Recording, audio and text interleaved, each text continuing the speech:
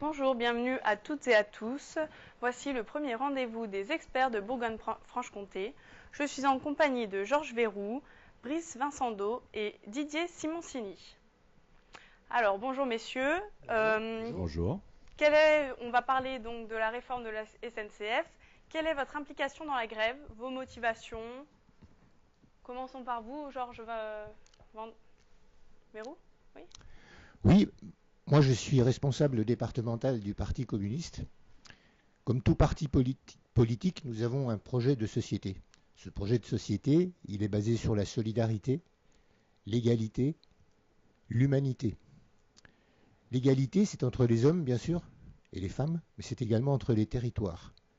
Et pour mener à bien ce projet de société, nous estimons que les services publics sont indispensables. Et parmi ces services publics, la SNCF en est un fondamental. Et pourquoi nous soutenons et nous nous impliquons dans la lutte des cheminots aujourd'hui, sans nous mettre à leur place? C'est parce que nous pensons que les cheminots ne se battent pas pour un statut, ils se battent pour un vrai service public de la SNCF. D'accord, très bien. À vous, Brice. Bonjour, pour ma part, étant délégué syndical CGT cheminot, il me paraît très très important que tous les cheminots s'inscrivent dans ce mouvement pour amener les politiques et notre direction à la table des négociations. Je répète que nous ne faisons pas grève pour le plaisir, nous voulons seulement que le gouvernement nous écoute, parce qu'il fait mine de nous écouter. Madame Borne ne cesse pas de dire qu'on discute, sauf que quand on discute tout seul, ce n'est pas une discussion, c'est un monologue. Et pour l'instant, le gouvernement fait un monologue. Donc nous demandons à ce qu'il y ait une concertation. Dès qu'il y aura concertation, on a des revendications, on porte un projet alternatif qui tient tout à fait la route, qui s'appelle Ensemble pour le faire. Donc voilà, on a des propositions et on demande juste à être entendu, écouté, pour le bien de la nation. Le chemin de fer, ce n'est pas la propriété d'actionnaires, ceux qui veulent faire. Le chemin de fer, c'est la propriété de la nation, des Français, et ils doivent se le réapproprier. Et pour ce faire, justement, le chemin de fer, la SNCF doit rester public, et un service public au service de la nation, des Français. D'accord. À vous, Didier. Alors, moi je représente effectivement aujourd'hui la CFE ferroviaire, CFE-CGC ferroviaire, et merci de nous inviter parce que dans tous les conflits aujourd'hui, c'est un véritable conflit. Et comme les cadres n'ont pas forcément la bonne part dans ces conflits, aujourd'hui je suis là pour essayer de les représenter et pour vraiment exprimer ce qu'ils ressentent. Parce qu'aujourd'hui, cette belle entreprise va mal et la plupart des cadres ont des choses à dire. Même s'ils le font par derrière, indirectement, le droit de réserve oblige.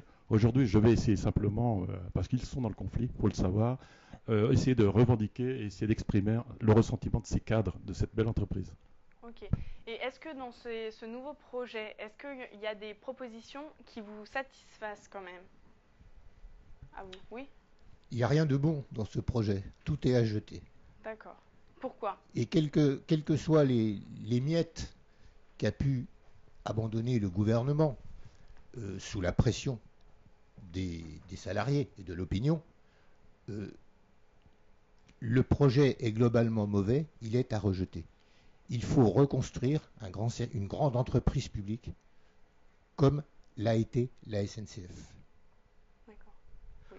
En effet, ce projet, tout ce qui est marqué dans la loi, le but est complètement dogmatique, c'est-à-dire qu'ils ne prennent en aucun compte les réalités du terrain, ce qui se passe vraiment à la SNCF.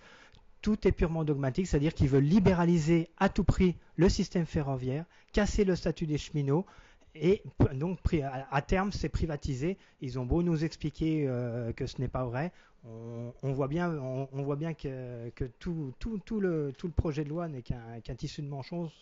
Un tissu de mensonges, ne serait-ce que par rapport dans l'introduction, on voit que quand il parle de Jean-Cyril Spinetta, une personne de 75 ans qui ne connaît pas le chemin de fer, qui pond un rapport de plus de 120 pages en quelques mois sur la SNCF, on sent clairement que en fait c'est déjà tout prévu d'avance, tout est calculé et ça va vraiment à l'encontre du bien du service public. La libéralisation, nous on demande vraiment un retour d'expérience sur les autres pays qui ont fait exactement les mêmes réformes. La libéralisation du rail, par exemple en Grande-Bretagne, c'est une catastrophe. C'est des catastrophes ferroviaires, un réseau complètement détérioré, des prix des billets qui explosent, et c'est ça qu'on nous propose, ni plus ni moins, dans cette réforme. Donc la question, c'est plutôt, moi je pose la question à l'envers, c'est qu'est-ce qu'on veut pour le chemin de fer? Qu'est-ce qu'on veut pour la nation française? Est-ce que c'est l'exemple anglais? Est-ce que c'est ça qu'on veut pour la France? Pour le syndicat CGT, il est clair que non. Donc oui, ce rapport, dans son intégralité, est très mauvais. D'accord. Et vous, qu'est-ce que vous en pensez? Alors quoi dire, cette réforme arrive peut-être un peu trop tard, effectivement, parce qu'aujourd'hui la SNCF, comme vous le savez, les chiffres sont les chiffres. C'est une entreprise qui perd 2 millions par jour calendaire, et cette hémorragie, il va falloir l'arrêter, c'est évident. Sauf que ça dure déjà depuis tellement longtemps, puisque les chiffres aussi parlent. On annonce 54,4 milliards de dettes, vous imaginez. Lorsqu'on parlait d'Areva, à un moment donné, on parlait de réforme d'Areva, on parlait de 5 milliards de dettes et on parlait d'abyssal. Aujourd'hui, comment on peut citer ce titre? 54,4 milliards. Donc effectivement, cette réforme, il va falloir passer par une réforme. Mais aujourd'hui, on ne veut pas en tout cas que cette entreprise soit cassée sous l'autel du service public. Il faut simplement essayer de réfléchir avec les cheminots, avec ceux qui participent au quotidien, et les cadres en font partie évidemment, au quotidien dans l'exercice de cette fonction. Donc ces nouvelles mesures ne vont rien apporter de bon pour le réseau ferroviaire, ni pour les cheminots et ni pour la population française.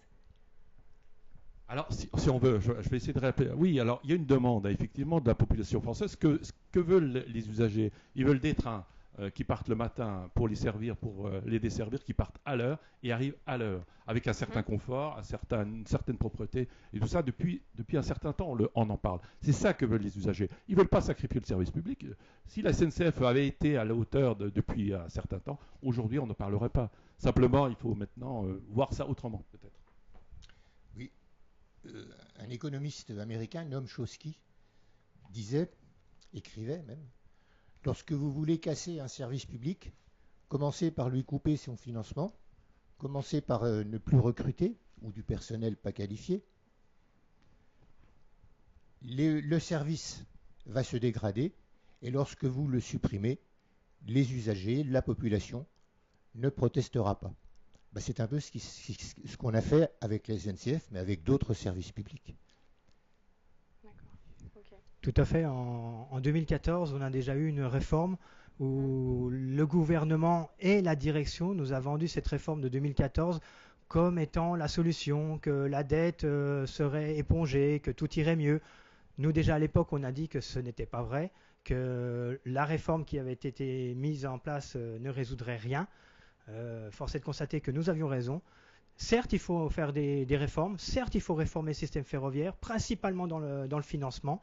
Oui, la dette doit être prise par l'État. Cette dette, c'est une dette d'État.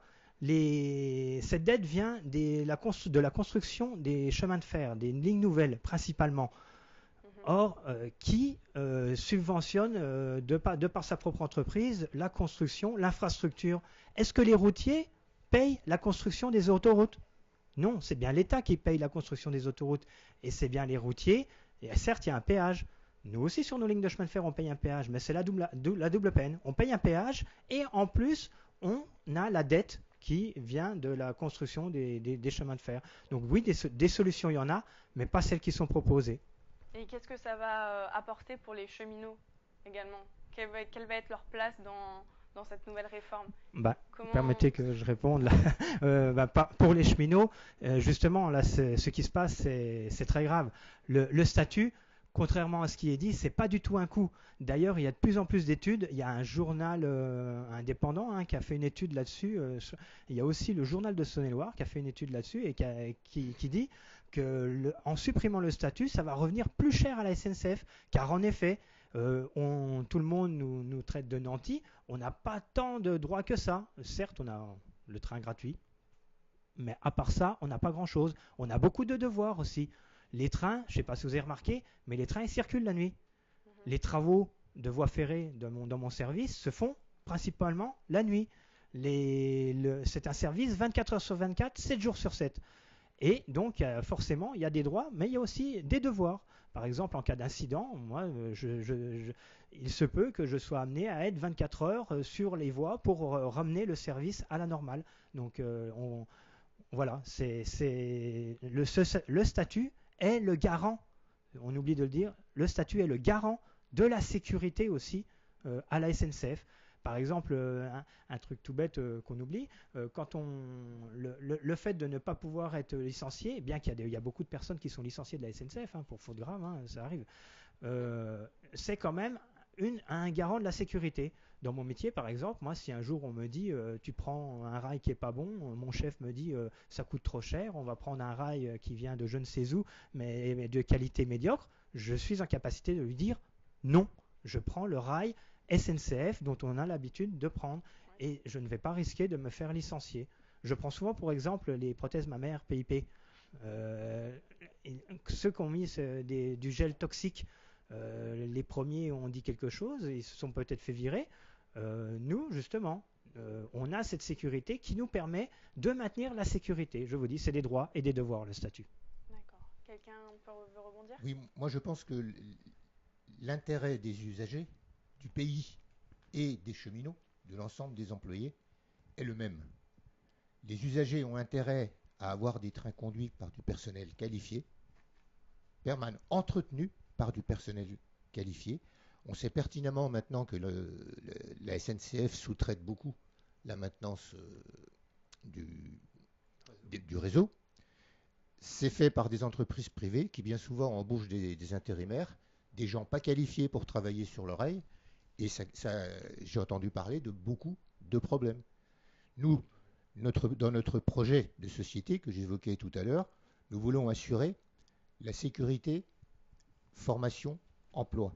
C'est-à-dire que nous savons bien que dans notre société aujourd'hui, un homme, même s'il reste dans la même entreprise, devra changer de métier plusieurs fois dans sa carrière. Mais ça ne doit pas se traduire par des périodes de chômage. Ça doit se traduire au contraire par des périodes de formation sans perte de salaire qui lui permettront d'évoluer et de s'adapter à l'environnement.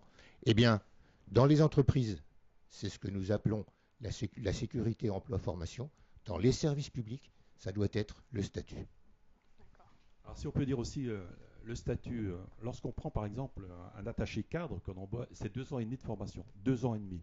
Alors ça coûte très cher à l'entreprise. Et sous couvert de statut, c'est-à-dire que ça privilégie quand même une carrière un peu plus longue. Parce que si vous investissez 2 ans et demi de formation pour qu'au bout de quelques mois, on aille voir ailleurs, parce qu'il suffit d'une autre proposition, ce qui risque d'arriver d'ailleurs dès que la concurrence va se mettre en place, le salarié formé, au bout de 2 ans et demi, ira très vite pour une centaine d'euros, pourquoi pas, à côté, à la concurrence. Aujourd'hui, c'est ce qui protège, le statut protège l'entreprise, parce que cette formation, c'est haute technicité, parce qu'il faut savoir que lorsque je parle pour moi, par exemple, on ne devient pas chef de gare, c'était mon dernier emploi, moi, chef de gare, on ne devient pas chef de gare comme ça, du jour au lendemain. Il faut apprendre son métier sur de longue date. Aujourd'hui, il suffit de regarder ce qui s'est passé avec la concurrence, l'ouverture de la concurrence pour le fret. Les conducteurs qui étaient formés, c'est long de former un conducteur, c'est 1 an et demi de formation, enfin bref. Lorsque la concurrence est arrivée, on parle Eurocargo Rail ou peu importe, qu'est-ce qu'ils sont allés chercher? Les conducteurs formés, c'est-à-dire les retraités, enfin ceux qui ont bien voulu retravailler pour eux, ils sont allés les chercher. Ils n'ont pas formé des conducteurs qui coûtent très cher, ils sont allés chercher les conducteurs formés par la SNCF. Donc c'est pour ça que ce statut qui est aussi quelque chose qui protège aussi l'entreprise. C'est pour ça, voilà, retirer ce statut, c'est quelque chose, c'est une arme à double tranchant. Et donc, est-ce que ça ne serait pas un peu tuer la SNCF, toutes ces nouvelles réformes, comme un peu en Grande-Bretagne avec le train, comme vous l'avez dit? Enfin, je vais continuer. Alors ça tue pas forcément la SNCF, ça tue la plupart. Enfin, ça va tuer aussi la sécurité. C'est-à-dire qu'aujourd'hui, c'est haut niveau de sécurité qui est le nôtre, c'est-à-dire la SNCF, met en avant, et c'est vrai, c'est justifié. Aujourd'hui, on peut prendre les trains roulent à 300 à l'heure sans problème. Vous pouvez dormir tranquille. Il y a des sécurités partout et des gens qui veillent jour et nuit. Mais cette sécurité risque d'être pénale, oui, bien entendu, évidemment. Oui, justement, je voulais revenir sur le statut. Il faut se rappeler pourquoi le statut. Justement, le statut a été créé avant la SNCF. Donc justement, avant, nous avions des compagnies privées qui ne fonctionnaient pas, qui marchaient de façon disparate. Il n'y avait pas d'homogénéité au niveau de la formation, au niveau des règlements de sécurité. Justement, on a créé le statut, après on a créé la SNCF pour créer justement un système homogène en qualité et en sécurité. Et on a créé le statut pour être le ciment justement de tout ça.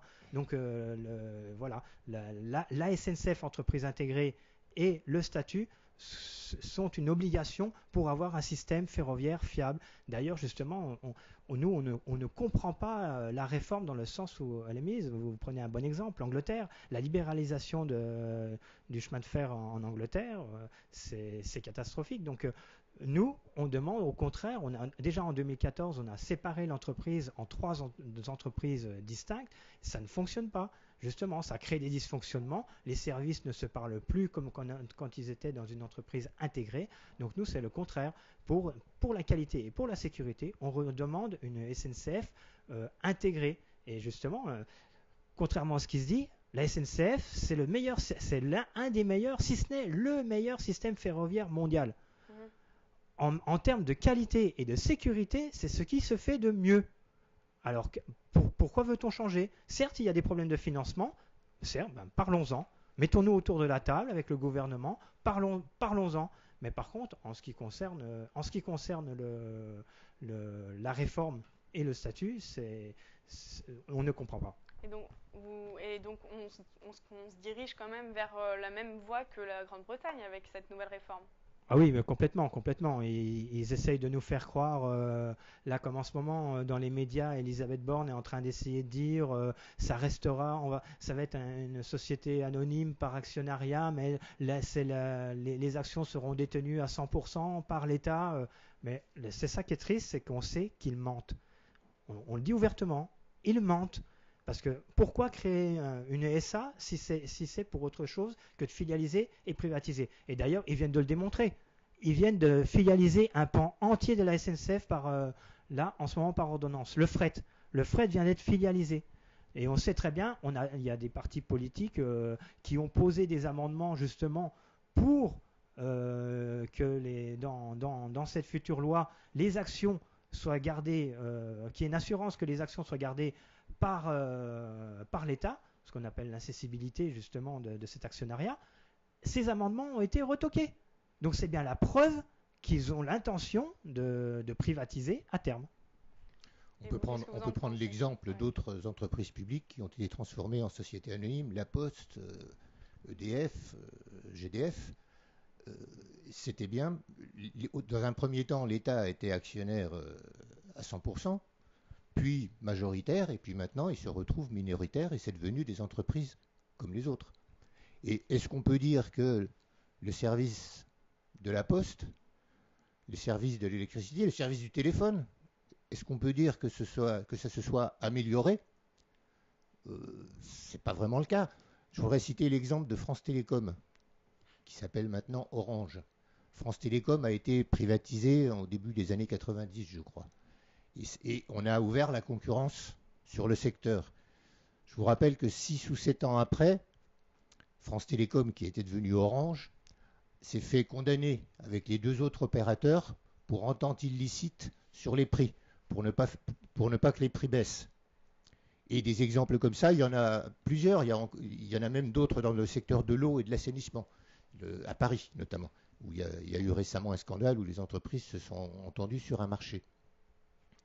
Donc, il faut de grandes entreprises publiques intégrées, parce que c'est important que les cheminots se connaissent le travail des autres, que tout cela soit coordonné, et il n'y a qu'une entreprise intégrée qui peut le faire. Et c'est comme ça qu'on fait un vrai service public. Très bien. Oui, simplement, effectivement, pour aller dans le même sens, aujourd'hui, 100% capital public, ok, ça, c'est pas à discuter. Sauf qu'aujourd'hui, on voit Aéroport de Paris, Engie et bien d'autres, il suffit de vendre, il n'y a plus d'argent, on vend. C'est un bien qu'on peut vendre voilà, sans problème, sans loi, sans ordonnance, on vend. C'est-à-dire qu'on fait ce qu'on veut avec ces capitaux. Simplement, effectivement, pour continuer là-dessus, je pense qu'il faut absolument qu'aujourd'hui, cette SNCF, qui était une belle entreprise, c'était la plus belle entreprise, qui était la mienne évidemment, mais n'empêche que les Français étaient fiers de la SNCF. Aujourd'hui, il faut qu'elle redevienne cette belle entreprise. Et pour ça, c'est simple, hein, il faut vraiment séparer cette dette qui est un fardeau insupportable pour la SNCF, 54,4 milliards. C'est-à-dire qu'aujourd'hui, la moindre fuite, quelque part, on est incapable de la réparer parce que manque de financement. On sait faire circuler les trains, c'est notre métier. Et à l'État d'investir pour que ça se passe mieux sur les voies. Chacun son métier et les vaches seront bien gardées, comme on dit. Oui. Un petit mot sur la dette. On dit souvent il y a la bonne dette et la mauvaise dette. Pour le coup, à la SNCF, je voudrais rappeler qu'il y a 1,5 milliard tous les ans, 1,5 milliard que l'on donne aux banques pour remboursement des taux de dette. Donc, 1,5 milliard que l'on donne. Donc la SNCF, il faut déjà qu'on travaille, qu'on gagne 1,5 milliard pour commencer à être bénéficiaire. C'est un scandale. Les cheminots ont l'impression de travailler pour les banquiers. C'est un scandale. Il faut arrêter ça. Oui, sur la dette, nous sommes partisans donc que l'État reprenne cette dette, notamment par l'intermédiaire de la Caisse des dépôts et consignations, qui est là pour ça, et qu'ensuite la Banque centrale européenne fasse des prêts à taux zéro. Ça n'a rien d'extraordinaire, c'est ce qu'elle fait aux banques pour les sauver. Et en même temps, il faut créer un grand fonds européen de développement des services publics qui investisse, qui injecte de l'argent dans les secteurs là où il y en a besoin. Nous parlons de la SNCF aujourd'hui, et je suis avec deux cheminots, je ne vais pas dévier, ce qui serait un comble, ou aiguiller, comme vous dites plutôt, sur un autre sujet, mais dans les hôpitaux, on pourrait citer plein de secteurs où des investissements seront nécessaires. Eh bien, l'hôpital, c'est la santé, la SNCF, le service public du chemin de fer, c'est les déplacements qui sont indispensables aujourd'hui. Maintenant, moi, j'habite à Semur-en-Auxois, et lorsque je travaillais à Paris, je prenais le TGV. Il y a 300 personnes qui prennent le TGV à Montbard, 300-400 personnes qui prennent le TGV à Montbard pour aller travailler tous les jours à Paris. À Dijon, ça doit être 400 personnes au moins qui prennent tous les matins le train. Ces gens-là, s'il n'y a plus de train, qu'est-ce qu'ils vont faire? Ils vont devoir aller habiter à Paris. Vous connaissez l'exemple de Cosne-sur-Loire. Cosne-sur-Loire, nos voisins de la Nièvre, c'est un peu excentré, c'est un peu mal desservi. L'hôpital manque cruellement de médecins, de personnel soignant en général. Ils ont réussi à trouver un jeune médecin de Paris qui est venu volontairement à Cosne-sur-Loire à l'hôpital. Et l'une des raisons pour lesquelles il a accepté de venir, c'est parce qu'il y avait une desserte Cosne-sur-Loire-Paris qui permettait à sa compagne de partir tous les matins et de rentrer le soir à Cosne-sur-Loire où il s'était installé. Cette desserte, elle a été modifiée de telle sorte que c'est plus possible d'aller à Paris. Le médecin est parti. Il est reparti à Paris parce qu'il a dit « moi je ne peux pas. Ma compagne a un travail à Paris ». C'est un exemple. Je suis sûr que des exemples comme ça, il y en a terribles. Mais ça, c'est le rôle que jouent les transports et la SNCF dans un cadre écologique. Parce qu'on ne va pas mettre tout le monde en bagnole ou tout le monde en car qui s'appelle comme par hasard Macron.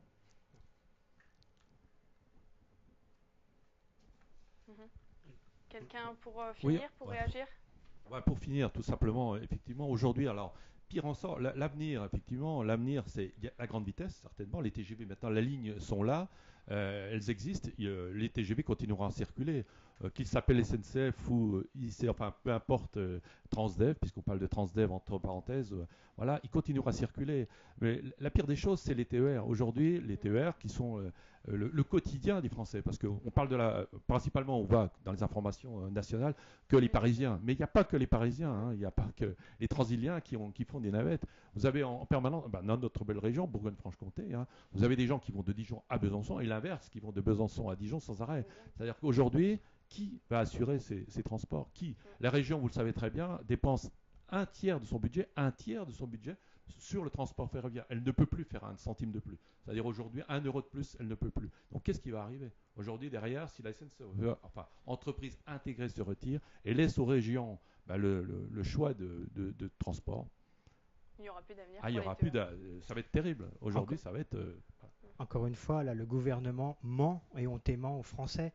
Quand au début on disait qu'ils allaient fermer 9000 km de lignes sur les 31 000, dans le rapport Spinetta c'est ce qui est dit, les lignes 7 à 9, les fameuses lignes 7 à 9, ils sont revenus en arrière parce que les associations d'usagers et les maires commençaient à rentrer dans le mouvement avec les cheminots. Et donc tout de suite ils ont essayé de les rassurer en leur disant non, en fait on ne va pas les fermer. Sauf qu'ils mentent. C'est exactement ce que vient de dire le collègue, c'est-à-dire qu'ils ont, ils ont trouvé comme parade de dire on va donner ça aux régions ou aux entreprises privées. Sauf que quelle entreprise privée va reprendre une ligne qui n'est pas ou peu rentable? Et comme l'a dit le collègue, les régions ne pourront pas financièrement. Donc en fait, les solutions qui sont données en sont des fausses et la finalité sera la même que ce qui était prévu au début. Donc justement, là, cette réforme, c'est vraiment, il faut que les Français le comprennent, c'est vraiment un service public dégradé, des lignes fermées, des guichets fermés, des gares fermées, et la sécurité qui va en pâtir et des prix de billets qui vont exploser parce que la privatisation, c'est faux, ne va pas baisser le coût du billet. En Angleterre, on a vu dans les médias là un exemple d'une personne qui habite en banlieue de Londres et qui paye 4 500 € d'abonnement annuel pour se rendre à son travail à Londres. Voilà ce que c'est la privatisation. Est-ce que c'est ça qu'on veut pour les chemins de fer français? Nous, on pense que non. Maintenant, et puis d'autres alternatives se mettent en place, comme le bus, les bus qui font des longs trajets et le covoiturage. Qu'est-ce que vous en pensez? Le covoiturage, d'abord, c'est sympathique, c'est citoyen, mais c'est pas avec ça qu'on va transporter tous les gens qui ont besoin de se transporter pour leur santé, pour travailler. Bon. Les bus, est-ce que vous savez qu'un bus use 10 000 fois plus le revêtement de l'autoroute ou de la route qu'une voiture? Ah oui. Et pour cela, comme quelqu'un l'a dit tout à l'heure, il n'a pas payé, c'est pas lui qui paye l'entretien. Passons sur la sécurité. Passons sur l'effet écologique. Bien sûr. Je vais vous citer un autre exemple qui nous concerne parce qu'on n'est pas loin. Rungis, le plus grand marché alimentaire d'Europe, du monde. Rungis est équipé d'une gare marchandises. Très bien équipée. Vous savez combien il y a de trains qui arrivent par jour à Rungis? Un. Qui vient de Perpignan. Par contre, il y a des camions qui arrivent. Et quand on va par l'autoroute, on les voit. 600 camions, je crois, par jour qui apportent. Est-ce que c'est écologique? Est-ce que c'est raisonnable? Alors que les circuits fruits, légumes, viande de Rungis, on les connaît, on sait que c'est desservi.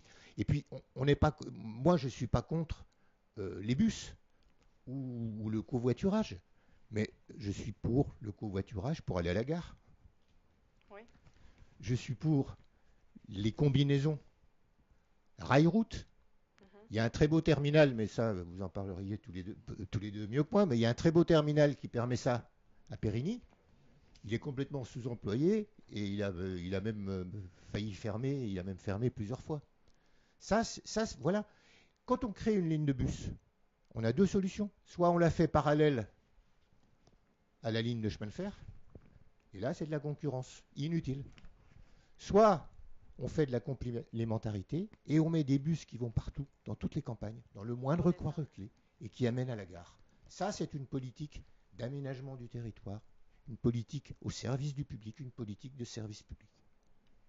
Et dans ce même cadre, au point de vue tarifaire, aujourd'hui on fait du Dijon-Beaune, Dijon-Chalon ou Dijon-Besançon à moindre frais. C'est-à-dire qu'effectivement il y a une contribution importante, puisque il faut savoir que il y a 85% de réduction, mais ce qui permet quand même à une majorité de salariés de pouvoir se déplacer. On parle de mobilité aujourd'hui. On parle de mobilité, cette mobilité indispensable dans le monde du travail. Aujourd'hui on est obligé de se déplacer pour un travail. Alors je parle principalement de Polycard, mais pas uniquement. Aujourd'hui on n'hésite pas à faire 100 bornes, 200 km pour aller chercher un travail.